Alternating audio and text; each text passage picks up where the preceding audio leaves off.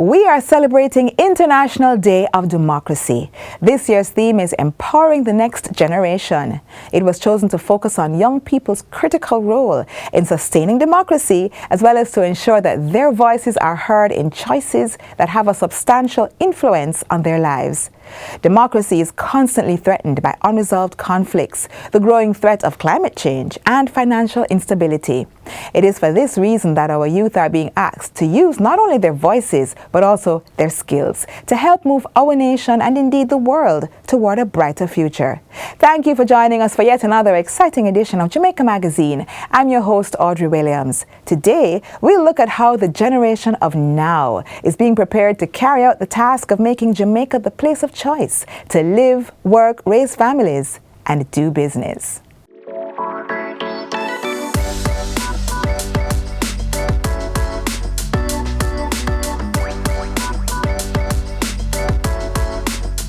For the introduction of proper traceability of animals and products of animal origin, countries have implemented systems to ensure the safety of food and also for disease surveillance purposes. So the NATS, National Animal Identification and Traceability System, and the legislation requires that every bovine animal must be tagged.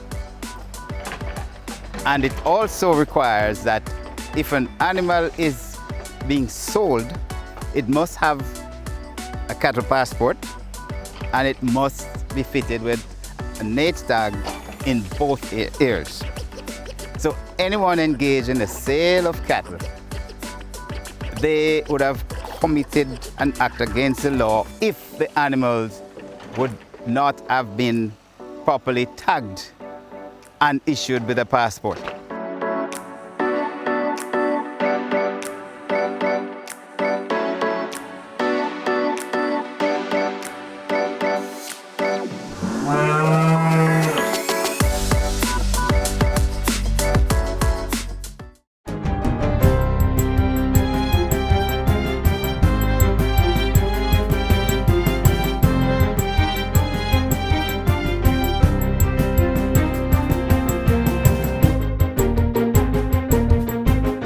Good day, I'm Theodore Henry, and this is your JIS News for Friday, September 15, 2023.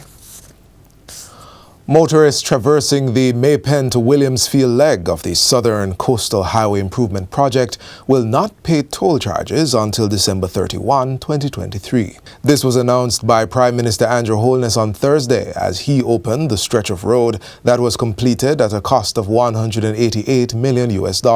I am told that the various processes and negotiations with the toll operator are underway and that all should be in place to commence tolling by the end of November. However, the government has taken the decision to start tolling on December 31st, 2023. Users will be able to drive on the Maypen to Williamsfield leg of the highway without charge until the end of this calendar year. The 23-kilometer four-lane dual carriageway was built by China Harbour Engineering Company, CHEC, under the oversight of the National Road Operating and Construction Company, NROC. It connects the parishes of Clarendon and Manchester and will significantly reduce commuting time. Prime Minister Holness says the contractor will have to fix any related defects on the infrastructure over the next 2 years. We're not just building the road, and then when the contractor leaves, that's the end of it. There is a 2-year defect liability period where China Harbour Engineering Company will be responsible for any construction-related, design-related defects on the infrastructure. The Maypen to Williamsfield leg of the South Coast Highway started in 2019 and faced setback due to COVID-19 and inclement weather. Mr. Holness says that in the coming weeks, he will be opening the Harbour View to Albion leg of the project. Emergency works are to begin as early as next week to address several sewerage infrastructure issues plaguing residents in several Portmore communities.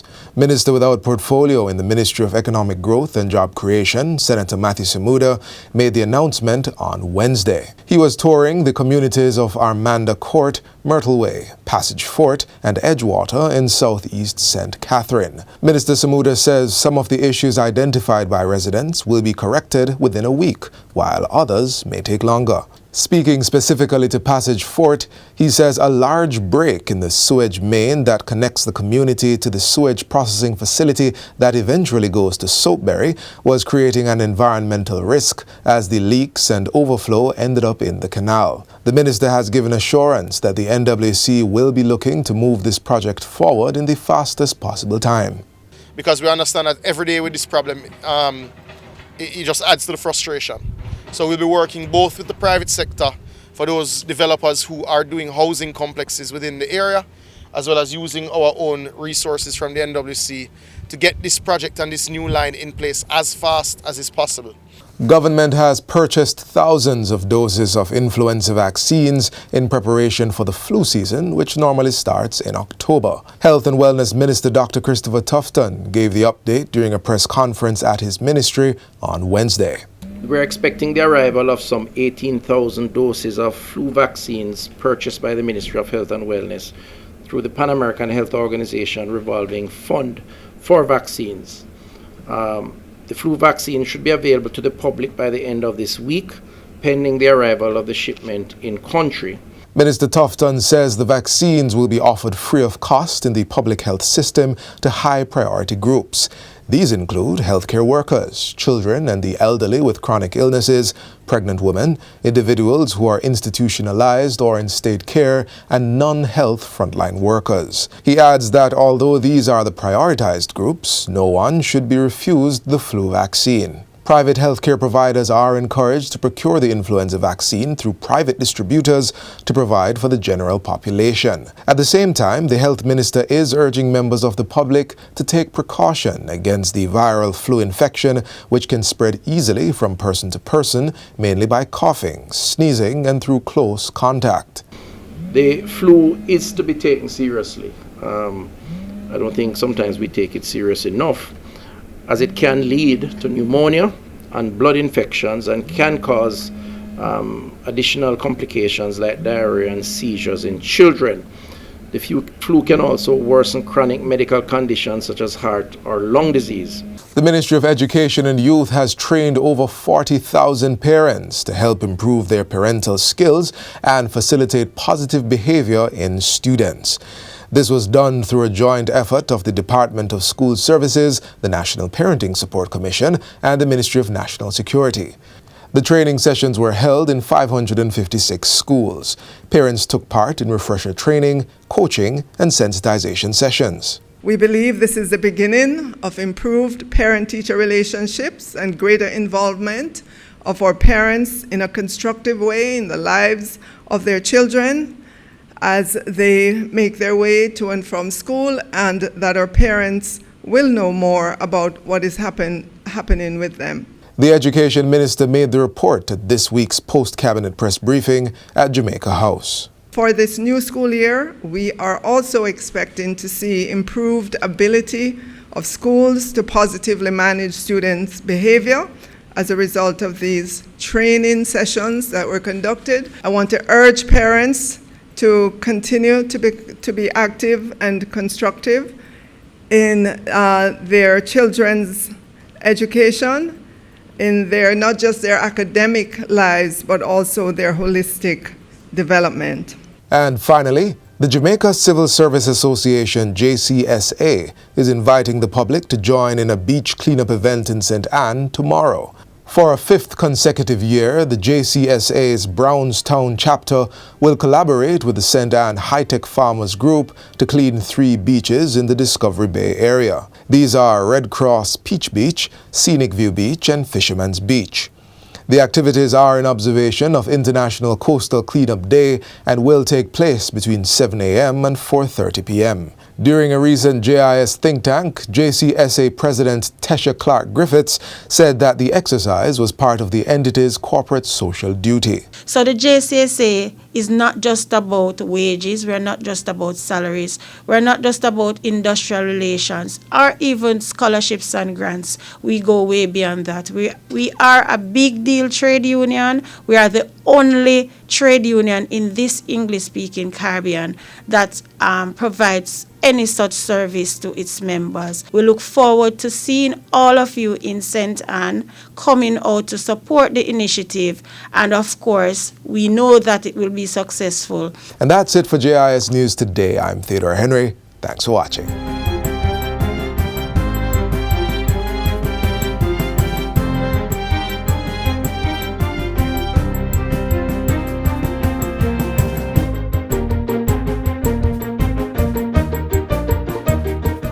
Are you looking for investment opportunities? How about investing in agriculture?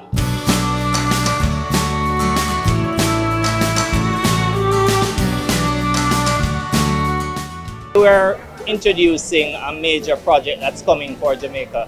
It's called the Southern Plain Agricultural Development Project. It involves over 2,000 acres of land that will be available to investors across a wide range of crops. We are seeking investors both locally and overseas. A good way to start is reaching out to AgroInvest.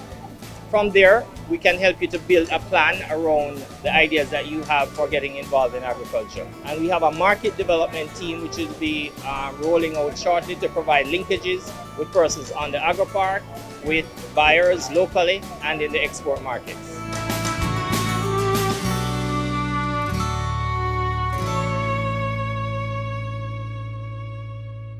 Thinking on what job path to take should be a continuous thought for our youth as they consider their future economic prospects.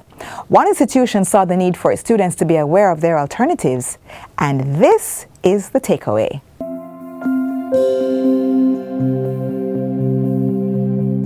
I've always wanted to be a doctor since I can remember, but starting my own business doesn't seem like such a bad idea either. If only I could know more about how to get started, or even better, other options to choose.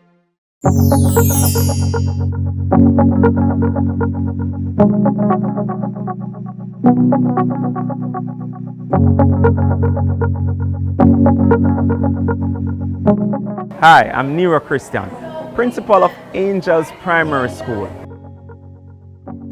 Career Day is one of the most important days that we get an opportunity to step outside of the classroom, outside of the regular subjects, to show the students what is possible as they look towards the future. 10 years from now, many of these youngsters will be entering the world of work, and Career Day shows them some of the options they have to be productive Jamaican citizens.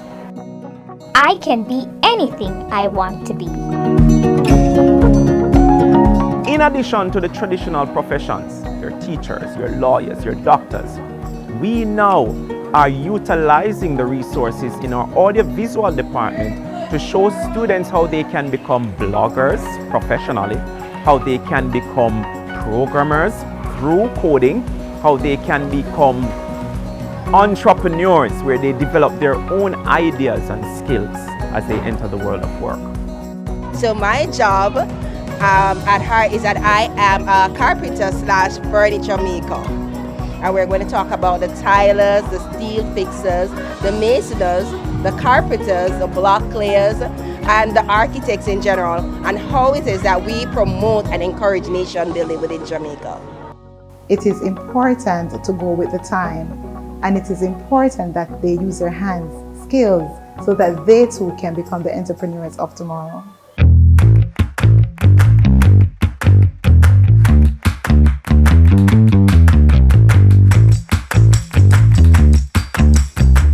Some of our best career option, and I would look at the builder, because you know we always need houses to live in. So when you go into building houses, you are doing a great thing for our society. Also, we would look at the doctors because you know persons get sick every day.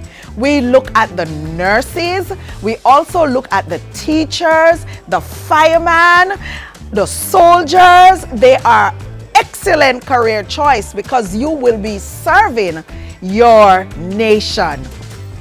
As a student, I am filled with lots of possibilities, and I am promised to be anything I set my mind to be. I love career day at my school because I can get to see other careers. And they would walk up to you and say, Miss, when I grow up, I am going to be a doctor. And it warms your heart because you will say in a few years, I taught that child at grade 2 or at grade 3.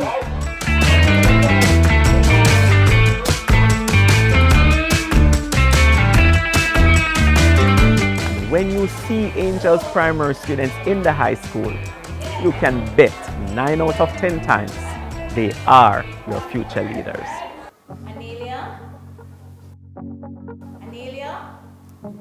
Anelia?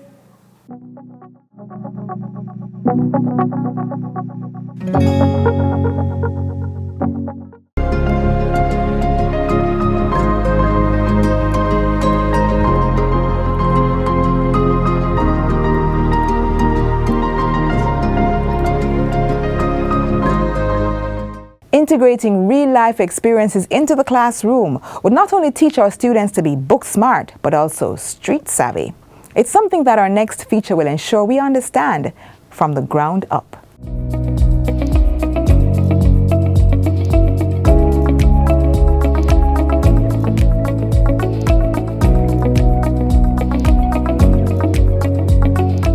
Our future is being planted and nurtured in a school known for producing long-serving teachers for our educational system. But before getting in the classroom, a teacher first has to grow through real-world experiences and purposeful integration of theory and practice to develop the habit of teacher-like thinking.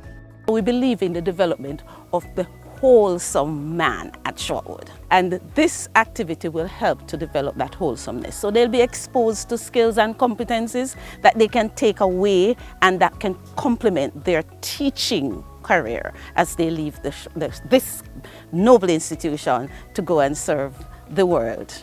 And to serve the global community, the understanding is to know the practice of planting, reaping, and waiting for harvesting, a skill that, while challenging, leads to patience. There's no success without challenge, and you have to overcome it at some point in your life.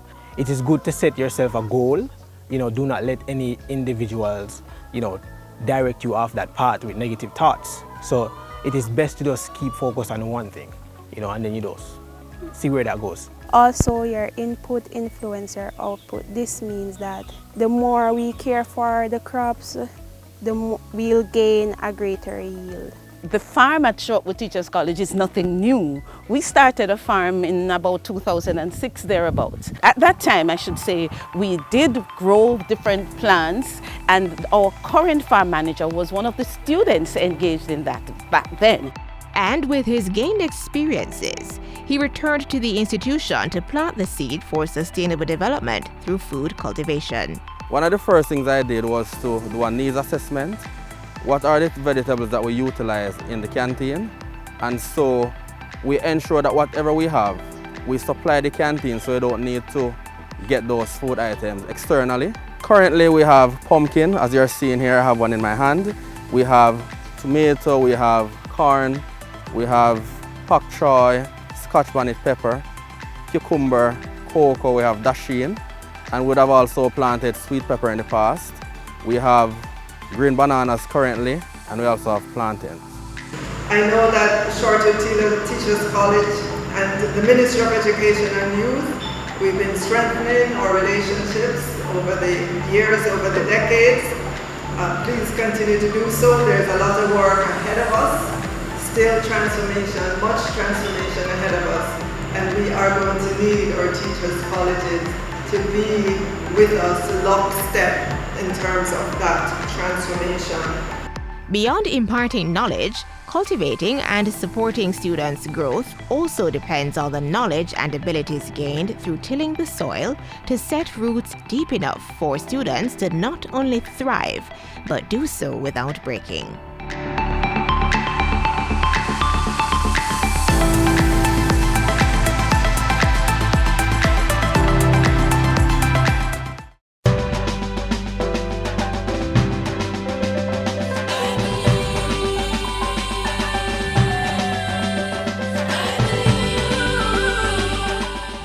Parenting needs to be strengthened. Parenting. Parents must take charge. We cannot have people becoming parents and you are weak. You cannot allow a gang leader to take your child.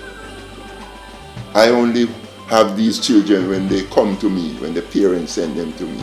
So, these are your children. How dare you give them over to gang members?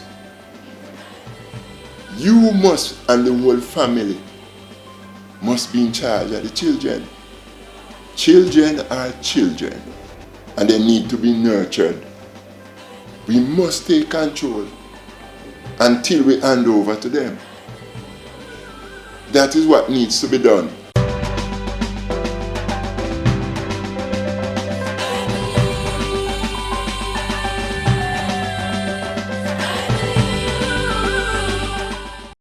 Having someone believing in you and driving you to your greater self is nothing short of a blessing. Having a teacher or administrator who acts within this framework can only help students become world changers.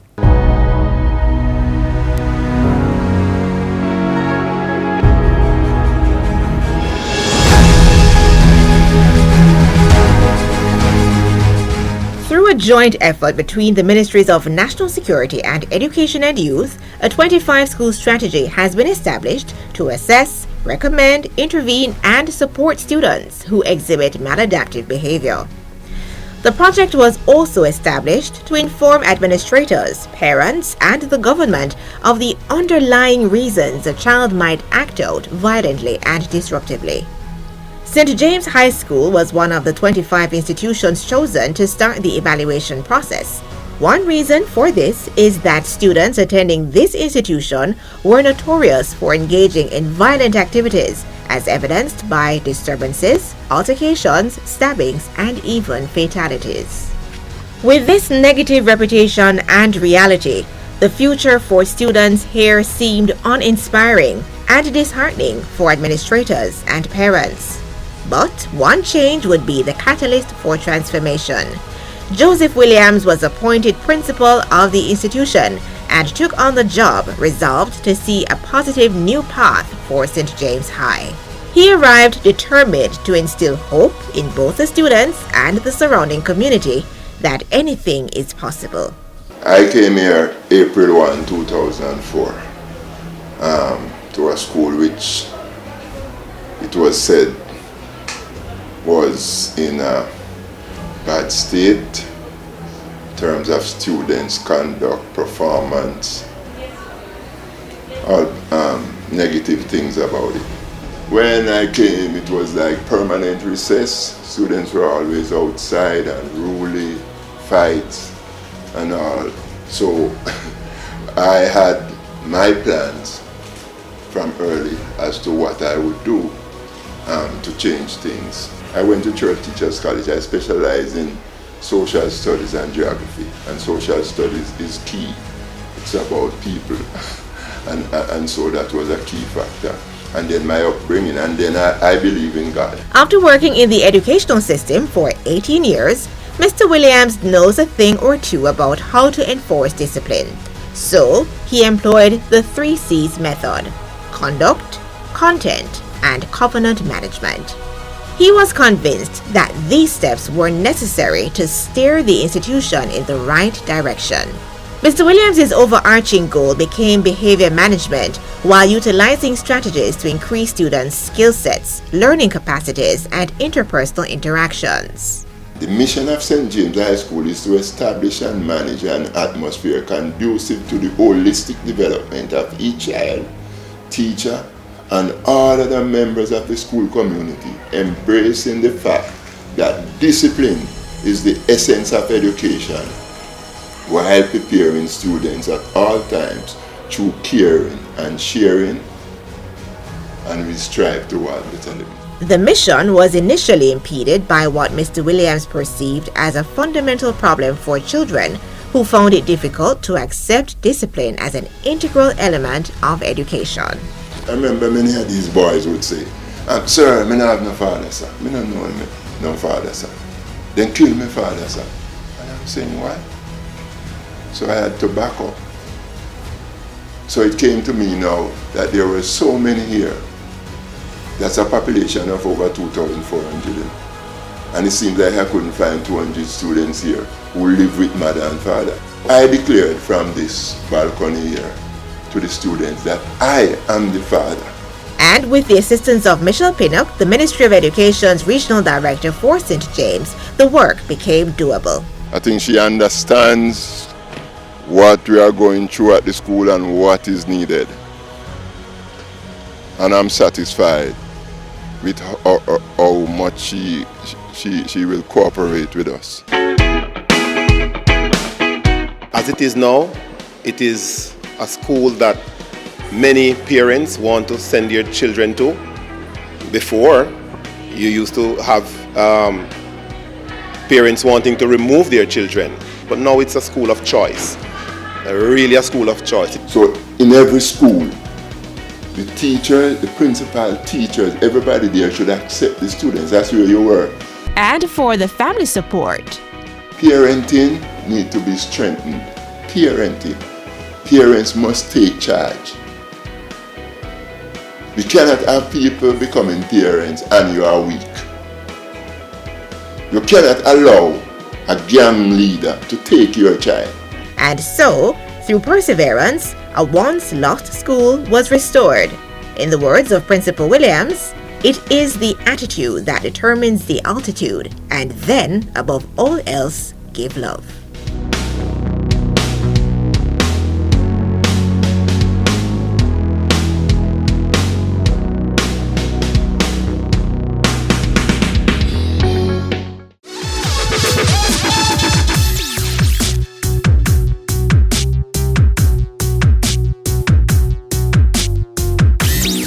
The Police Civilian Oversight Authority, PCOA, recently launched its Jamaica Constabulary Force, JCF, Satisfaction Survey. The survey seeks JCF members' opinions on leadership, working conditions, resources, training, communication, and work processes. It also offers an avenue for members of the public to offer their feedback. We'll also be creating at the end of the day inspection scorecards that our citizens will have access to. So you're able now to go on, log on and see how your station commander or your divisional commander or your station is doing in terms of performance. If you have complaints about something that you might have experienced that is performance related at a station, you might want to channel that through the portal. All this is being done to address any internal issues within the force while increasing the public's trust and confidence in the JCF. The survey is available on the PCOA's website, www.pcoa.gov.jm.